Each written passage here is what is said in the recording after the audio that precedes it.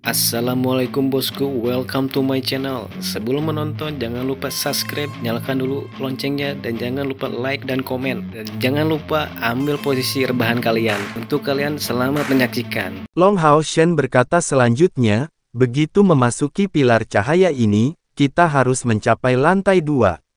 Apakah kalian ingin terus maju? Wang Yuan menjawab, Kapten, Anda membuat keputusan. Namun, saya pikir Yinger seharusnya tidak datang. Dia baru saja menghabiskan seluruh energi spiritualnya, jadi jika ikut akan terlalu berbahaya baginya. Long Hao Shen memberikan komentarnya beberapa pemikiran, dan menjawab, ayo lakukan seperti ini. Kalian semua akan tinggal di sini dan saya akan pergi sendiri dulu. Dengan Hao Yue di sini, tidak peduli apa yang saya temui, saya dapat kembali tanpa penundaan. Hao Yue sekarang dengan berbaring tengkurap, karena Long Hao Shen tidak menyuruhnya untuk berpartisipasi dalam pertempuran sebelumnya.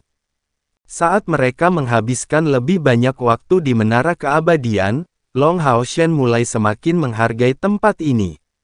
Jika bukan karena fakta bahwa operasi masa depan mereka sangat mungkin akan menghadapi mereka dengan lebih banyak bahaya, dia sebenarnya tidak akan memimpin kelompok mereka untuk mengalahkan kerangka biru itu di sini, memberi mereka hadiah terakhir dari lantai pertama. Mengambil langkah maju, Long Hao Shen melangkah ke cahaya suci putih. Bermandikan cahaya murni dan suci itu, dia menemukan dengan terkejut bahwa semua energi spiritualnya yang dikonsumsi sebelumnya sedang diisi ulang, dan dengan cahaya putih, dia muncul di tempat lain. Setelah melangkah ke lantai 2 Menara Kematian untuk pertama kalinya, Long Hao Shen khawatir, karena tidak ada apa-apa di bawah kakinya. Di depan matanya ada pemandangan yang mempesona, dan di kedua sisi ada dua pilar yang melengkung ke depan. Namun, tidak ada zat di bawah kakinya, hanya awan ilusi dan kabut. Saat itu, dia berada di dalam cahaya putih. Begitu dia melangkah keluar, dia akan secara resmi memasuki lantai 2 menara. Mencobanya, dia melangkah maju, menginjak awan putih itu. Tetapi pada saat berikutnya, Long Hao Shen tidak bisa menahan tangis kaget, karena dia merasakan tubuhnya jatuh seketika, karena perasaan tanpa bobot memenuhi dirinya sepenuhnya. Dengan kilatan cahaya putih, pemandangan di sekitarnya kembali ke kegelapan, dan perasaan mantap muncul kembali di bawah kakinya. Namun, Long Hao Shen mengetahui dengan heran bahwa dia kembali ke tempat dia meninggalkan rekan-rekannya, di aula lantai pertama Menara Kematian. Kenapa ini terjadi? Long Hao Shen berpikir, Bos, apakah ada yang berbahaya? Bagaimana kamu bisa kembali begitu cepat? Sima Xian bertanya dengan rasa ingin tahu. Long Hao Shen perlahan menggelengkan kepalanya, kembali ke cahaya putih itu. Dalam sekejap cahaya putih, dia kembali sekali lagi ke lantai 2 Menara Kematian, dan mulai memahami bahwa di lantai ini, mempertahankan penerbangan akan diperlukan. Di mana lantai pertama melarang penerbangan, lantai 2 membuatnya benar-benar diperlukan, karena tidak mungkin menyentuh tanah. Kali ini, setelah belajar dari pengalaman, dia mengulurkan 4 sayap di punggungnya, dan menginjak cahaya putih. Seperti yang diharapkan, mengandalkan kemampuan terbang sayap spiritualnya, dia tidak segera jatuh. Terbang ke depan dengan kesabaran, Long Hao Shen dengan tenang merasakan sekeliling, mengetahui dengan terkejut bahwa sejak datang ke lantai 2, aura mematikan tiba-tiba menjadi lebih lemah, dan sebaliknya, aura suci menguat. Namun, bahkan dengan persepsinya, dia sebenarnya tidak berhasil mengintai jarak lebih dari 100 meter. Tampaknya ada blokade spiritual yang kuat. Tanpa ragu, melewati tingkat kedua ini akan membutuhkannya untuk terus maju, sampai menjadi sasaran uji coba lantai 2. Samar-samar, Long Hao Shen mulai memahami keadaan di lantai 2 ini, dan menebak dengan kasar apa yang akan terjadi pada ujian itu. 4 sayap terentang, dan dengan kilatan cahaya terang, Long Hao Shen memanggil Yating. Setelah menyatu dengan tungku roh suci, Yating tidak lagi ditekan di dalam menara kematian. Membuka 6 sayapnya, dia dengan cekatan melayang di atas bahu Long Hao Shen. Jangan terburu-buru ke depan. Aku hanya ingin kamu tetap dekat untuk mendukungku. Long Hao Shen bergumam kepada Yating, sebelum melanjutkan kemajuannya yang lambat. 1 meter, 2 meter, 3 meter. Ketika maju 10 meter ke depan, kabut putih tiba-tiba menyerbunya, dan tiba-tiba, 6 sosok muncul di sekitar Long Hao Shen, mengelilinginya sebelum melemparkan diri mereka ke arahnya seperti sambaran petir. Seperti sebelumnya, ini adalah kerangka, hanya terlihat relatif kecil sambil membawa sayap di punggung mereka. Sayap mereka yang mengepak tampak transparan, menunjukkan kecepatan luar biasa mereka. Tepat setelah muncul, mereka bergegas langsung menuju Long Hao Shen dalam sekejap cahaya putih. Long Hao Shen yang sangat waspada, tidak panik di depan penyergapan mendadak ini. Dia hanya menggunakan perisainya dalam sekejap. Kemudian, penghalang cahaya keemasan tiba-tiba menyelimuti dirinya dari sekeliling. Keterampilan ksatria Guardian dari langkah ke-6, dinding perisai. Kemampuan dinding perisai akan mempertahankan pengguna dari semua sudut. Meskipun tidak dapat digunakan dalam kombinasi dengan pertahanan ilahi, kekuatan pertahanannya juga sangat besar. Dengan suara ledakan yang keras, 6 sosok yang bersinar putih mundur secepat mereka datang. Dan mereka mengikuti ritme bersama, seolah-olah membentuk satu entitas, membuat ayunan Long Hao Shen tidak membuahkan hasil. Serangan Long Hao Shen, awalnya sangat alami dan tidak dipaksakan di tanah, jelas terbatas di udara. Namun, dia masih terlihat sangat bersemangat. Ini karena dia jelas mengerti bahwa dia dan rekan-rekannya tidak memiliki pelatihan dalam pertempuran udara. Tidak diragukan lagi, menara kematian akan memberi mereka kesempatan untuk mengubahnya. Tentu saja, ketidaknyamanan Long Hao Shen di udara adalah hambatan, tetapi itu tidak cukup buruk untuk membuat percobaan pertama ini tidak mungkin baginya. 3 cahaya putih keluar dari tubuh Yating, berbentuk seperti mata, dan mendarat di 3 kerangka putih. Segera, kekuatan yang kuat menarik mereka ke arah Long Hao Shen. Cukup membingungkan bahwa sementara Yating adalah orang yang menggunakan kekuatan tungku roh suci, efeknya sama seperti ketika Long Hao Shen sendiri yang menggunakannya. Musuh akan selalu tertarik atau ditarik ke arah Long Hao Shen. Ditarik oleh tungku roh suci, kerangka putih ini secara alami kehilangan aset terbesar mereka, kelincahan dan kecepatan mereka. Di depan kekuatan desir cahaya yang kuat, Long Hao Shen membutuhkan waktu kurang dari 5 detik untuk menguranginya menjadi berkeping-keping. 3 kerangka terbang lainnya dipukul oleh Long Hao Shen dengan cara yang sama, dan seperti ini percobaan pertama di lantai 2 telah berlalu.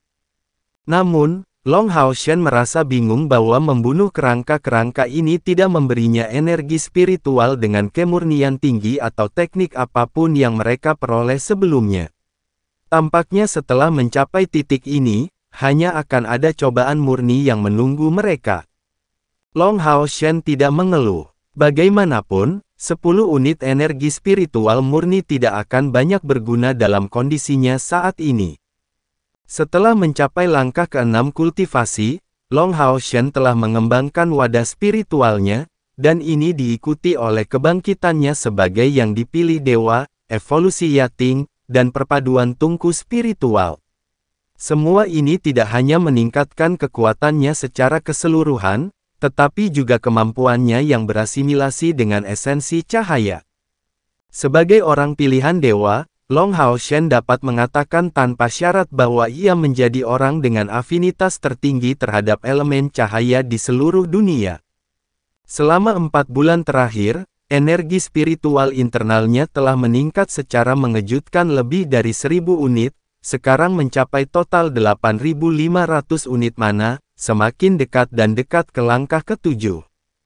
Selain dia, kecepatan perkembangan energi spiritual internal rekan-rekannya juga tidak buruk. Tetapi celah yang memisahkannya dari yang lain menjadi semakin besar. Bahkan Keir juga sama, bagaimanapun juga, dia belum memiliki kebangkitannya sebagai orang pilihan dewa. Setelah melewati ujian pertama, Long Haoshan tidak terus maju, tetapi mundur ke lantai pertama, di mana dia memberitahu yang lain tentang pertemuannya secara rinci.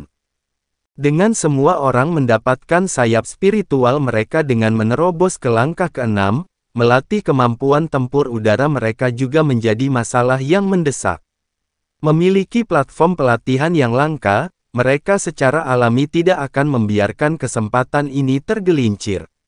Dengan setiap kekuatan yang mereka peroleh, kemampuan bertahan mereka selama misi juga akan meningkat. Setelah merenung dengan hati-hati, Long Haoshan mengambil keputusan. Saat maju ke ujian di lantai 2, semua orang selain Chen Yinger harus lulus setiap ujian dengan kekuatan mereka sendiri, dan tanpa menggunakan kemampuan dari tungku atau tunggangan spiritual manapun. Adapun Chen Yinger, target pelatihannya tentu saja untuk memperkuat binatang kontraknya Maido. Itu adalah aula besar yang dipenuhi dengan kegelapan, mencakup setidaknya 1 km persegi. Pada ketinggian lebih dari 10 meter, itu dikelilingi dengan dinding di kedelapan sisinya. Di dalam aula ada sinar cahaya gelap, dan di masing-masing dari 8 sisi ruangan, nyala api ungu berdenyut, memberikan aula misterius ini beberapa pencahayaan dan aura kegelapan yang sangat kaya. Tepat di tengah aula gelap ini berdiri seorang pria. Dengan rambut hitam menyebar di punggungnya, matanya bersinar dengan kecemerlangan berwarna merah darah. Maju, meluncurkan pukulan. Fluktuasi energi spiritual kegelapan yang mengerikan langsung melonjak keluar darinya, dan dengan setiap pukulan orang itu, suara ledakan yang mengerikan akan beriak di udara. Aula ini terbuat dari beberapa bahan yang tidak diketahui, memungkinkan dia untuk mendatangkan malapetaka seperti itu, namun tetap bergeming dan tidak terpengaruh. Dengan setiap ledakan energi spiritual yang dia lepaskan datang kilatan cahaya ungu, nyaris tidak mencerahkan penampilannya. Wajah tampan dengan ekspresi muram dan tegas, bersama dengan tubuh bagian atas telanjang yang bisa dilihat. Dengan setiap serangannya, seluruh tubuhnya akan ditutupi dengan lapisan sisik ungu tua. Dan haus darah di matanya sangat intens. Tepat ketika kemegahannya sepertinya mencapai puncak tertingginya, sesosok tubuh tanpa suara muncul di belakangnya. Sosok ini tinggi dan ramping, tubuhnya diselimuti gaun hitam, dan rambut hitam panjang bertumpu di kedua bahunya. Penampilannya teduh dan tidak jelas. Tampaknya merasakan ancaman tiba-tiba di punggungnya, pria bertelanjang dada itu tiba-tiba berbalik, meluncurkan tinjunya ke sosok yang tiba-tiba muncul dalam kegelapan. Pukulan ini terkonsentrasi dengan kekuatannya yang kuat di kondisi puncak, mencapai tingkat kekuatan ledakan yang menakutkan. Seluruh aula gelap menyala karena pukulan ini, dan semua energi spiritual yang dia gunakan dalam serangan sebelumnya tampaknya telah berkumpul sekaligus di area ini, menekan ruang dengan distorsi yang tampaknya hampir mampu menghancurkan seluruh aula ini. Namun, sosok yang muncul begitu tiba-tiba tidak bergerak menanggapi pukulan yang begitu mengerikan. Satu-satunya reaksi dari sisi lain adalah mengangkat satu jari putih dan mengarahkannya ke tinju tirani itu. Waktu sepertinya membeku saat itu, tanpa suara apapun. Jari yang tampak ramping itu sebenarnya tidak memancarkan fluktuasi energi spiritual. Namun, pria bertelanjang dada yang kuat itu direduksi ke keadaan yang sama dengan peluru yang diluncurkan dari meriam ajaib. Menabrak dinding yang jauh, dia mengeluarkan kecemerlangan yang menyilaukan di sekitar tubuhnya. Setelah ditekan ke dinding, tubuhnya jatuh ke tanah. Orang yang tampak ramping itu meletakkan tangannya di belakang punggungnya, memaksa terlalu banyak kekuatan. Ini hanya akan membuat Anda kurang dalam fleksibilitas, dan jika Anda mempertahankan ini, Anda tidak akan pernah mencapai keadaan yang menentang. Suara ini terdengar lembut. Jika beberapa orang yang akrab mendengarnya, hanya akan ada dua kemungkinan hasil. Entah apakah dia akan bersujud di tanah, atau tercengang tanpa batas. Pria itu perlahan bangkit dari tanah, tetapi tidak berdiri. Dia tetap berlutut dan menundukkan kepalanya dengan hormat, "Ayah, lukamu sudah cukup banyak sembuh, jadi mengapa kamu masih belum meninggalkan tempat ini? Bagaimana dengan perjuangan habis-habisanmu untuk masalah pernikahan ini?" Pria yang tampak ramping itu perlahan mengangkat kepalanya, membiarkan rambut panjangnya berhamburan dan memperlihatkan wajahnya yang akhirnya tampan. Itu adalah Feng Xiu, Kaisar Dewa Iblis Feng Xiu. Dan yang berlutut di depan dinding, dengan jejak darah mengalir dari sudut mulutnya, sebenarnya adalah Ah Bao, Pangeran Naga Iblis yang akhirnya terluka parah karena pertempuran sengitnya melawan Long Hao Shen di surga ilusi. Menundukkan kepalanya, Ah Bao menjawab dengan antusias, "Aku tidak punya wajah untuk mengambil Yue Ye sebagai istriku." Kaisar Dewa Iblis Feng Xiu memberikan jawaban acuh tak acuh, "Jadi kamu menyerah setelah kemunduran sekecil itu?" Ah Bao mengangkat kepalanya, menatap ayahnya, "Tapi itu bukan hanya kemunduran. Kali ini, beberapa penerus Dewa Iblis meninggal di surga ilusi, dan kami akhirnya gagal pada tujuan utama kami. Meskipun ayah yang terhormat memiliki otoritas absolut, kali ini kami menyebabkan krisis yang terlalu besar. Bahkan Huang Suo diperas dari 10 kristal naga. Kesalahan ada pada saya. Saya tahu betapa besar tekanan yang harus dihadapi ayah yang terhormat untuk melindungi saya. Saya adalah orang berdosa dari klan kami. Aku gagal memenuhi harapanmu, dan aku..." Kaisar Dewa Iblis melambaikan tangannya, memotong, Oke, tidak perlu mengatakan semua ini. Sebagai satu di atas, kamu tidak bisa terlalu repot dengan manfaat dan kerugian di balik setiap hal kecil. Berpikir terlalu banyak hanya akan meningkatkan kekhawatiranmu. Mengapa kamu tidak mencoba menggunakan alasan yang berbeda? Seperti yang dikatakan manusia, tidak perlu terjerat dengan hal-hal masa lalu. Kali ini, kehilangan kamu bukanlah ketidakadilan, dan itu terutama masalah keberuntungan. Dalam seluruh rangkaian acara, kamu tidak membuat kesalahan apapun. Jika aku menggantikanmu, aku tidak akan melakukan yang lebih baik. Kamu sangat disayangkan bertemu dengan makhluk pilihan dewa, makhluk yang tidak muncul selama 10.000 tahun terakhir, dan menghadapinya tepat pada saat kebangkitannya. Bahkan jika dia mencoba ratusan dan ribuan kali, dia tidak akan bisa mereproduksi pukulan itu. Ayah yang terhormat, saya tidak didesain. Saya belum siap menerima kekalahan saya melawan manusia yang lemah. Ada apa dengan omong kosong dari dewa pilihan dewa, aku? Kedua mata Ah Bao berwarna merah darah. Di depan orang lain, dia akan selalu tampak tenang, tetapi hanya ketika menghadapi Kaisar Dewa Iblis, dia akan mengekspos dirinya yang sebenarnya. Diam. Suara Feng Xiu sekali kembali menjadi ketat. Bahkan sebagai penerus Kaisar Dewa Iblis, Ah Bao merasakan kemarahan ayahnya, dan mau tidak mau segera membungkuk padanya. Dia tidak berani mengucapkan kata-kata lagi. Kaisar Dewa Iblis dengan dingin melanjutkan, "Jika kamu menjaga sikap ini, kamu hanya akan kalah saat menghadapinya lain kali, dan bahkan lebih menyedihkan. Saya tidak mungkin datang untuk menyelamatkanmu tepat waktu setiap saat. Tahukah kamu, bahwa kali ini, ketika aku merobek ruang untuk mendapatkanmu kembali, para pembunuh Dewa Iblis yang menyebalkan itu memanfaatkannya untuk membunuh 3 klan kita. Mereka memperingatkan saya, mereka benar-benar bodoh, dan ada keberadaan lain seperti pembunuh Dewa Iblis. Manusia menjadi semakin sulit untuk ditangani. Sebagai penerus saya, jika kamu tidak dapat mengakui kekuatan manusia, kamu tidak memenuhi syarat untuk berhasil meraih gelar kaisar.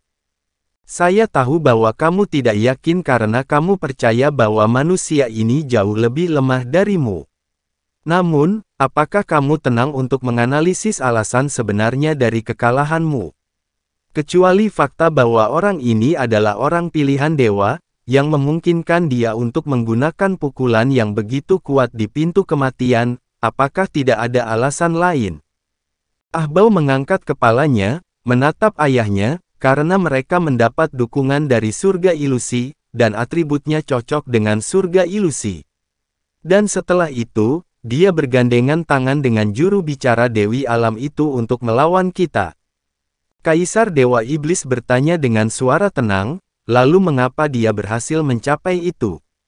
Ahbau terkejut, dan tidak bisa memberikan jawaban. Kaisar Dewa Iblis melanjutkan dengan suara berat, itu karena kecerdasan. Kami iblis, sering menjadi sombong karena kekuatan superior kami, dan inilah alasan mengapa kamu dikalahkan. Ada baiknya juga kamu ingin menunda pernikahan. Kamu tahu apa yang seharusnya kamu lakukan sekarang, kan? Iya, Ahbau menjawab. Kan? Iya, Ahbau menjawab.